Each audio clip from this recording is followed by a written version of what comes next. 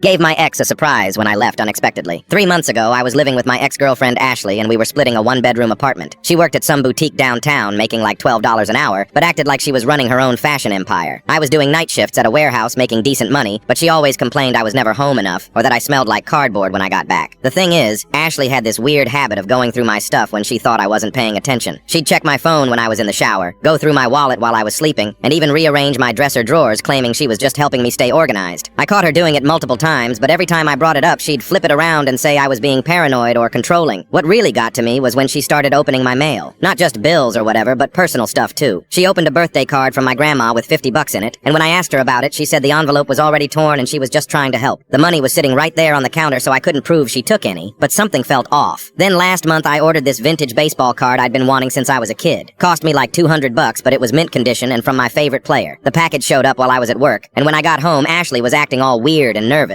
When I asked about packages, she said nothing came, but I had the tracking info showing it was delivered. I went to our apartment manager's office the next day and asked to see the security footage from our hallway. Sure enough, there was Ashley taking my package inside. When I confronted her, she broke down crying, saying she sold it on eBay because she needed money for some emergency. Turned out the emergency was a pair of boots she saw online. That's when I decided I was done. But I wasn't just going to pack up and leave like a normal person. Ashley had this thing where she kept a journal under her mattress that she wrote in every single night. She thought I didn't know about it, but I'd seen her writing in it plenty of times. She'd always cover it up real quick if I walked by and hide it immediately after. So I came up with my plan. I waited until she went to work one Saturday morning and I knew she'd be gone for 8 hours. I carefully lifted up her side of the mattress and found the journal. Instead of reading it, I left it exactly where it was, but I put a tiny piece of tape on the cover that would break if anyone opened it. Then I packed up all my stuff while leaving everything that looked like mine still in place. I took my clothes but left empty hangers. Took my gaming console but left the controllers plugged into nothing. Moved out my dresser but left the drawer handles on the floor where it used to be. I even took my half of the shower curtain so there was just this weird gap in the bathroom. But here's the best part. I wrote her a note and put it inside her journal, right on the page she'd probably write on next. The note said, "Hey Ashley, since you love going through my stuff so much, I figured you wouldn't mind if I went through yours. Don't worry, I only read the parts where you wrote about cheating on me with Brad from your work. Hope you two are happy together. By the way, I'm keeping the security deposit since you owe me $200 for my baseball card. Have fun explaining to the landlord why half the apartment is missing." The thing is, I never actually read her journal, but I knew she was paranoid enough to think I did, and I was pretty sure she was cheating based on how she'd been acting lately. It was basically a shot in the dark, but I figured if I was wrong, she'd just be confused, and if I was right, she'd probably freak out. I left that Saturday afternoon and drove to my buddy's place where I'd already arranged to crash on his couch. Around 11 that night, my phone started blowing up with texts and calls from Ashley. First, she was confused, then angry, then crying, then angry again. The messages went from "Where are you?" to "What did you do to my apartment?" to "How dare you read my journal?" to "Please come back, we can work this out." But the one that confirmed everything was when she texted, "I can explain about Brad, it's not what you think." So I was right about the cheating. I never responded to any of her messages and I blocked her number the next day.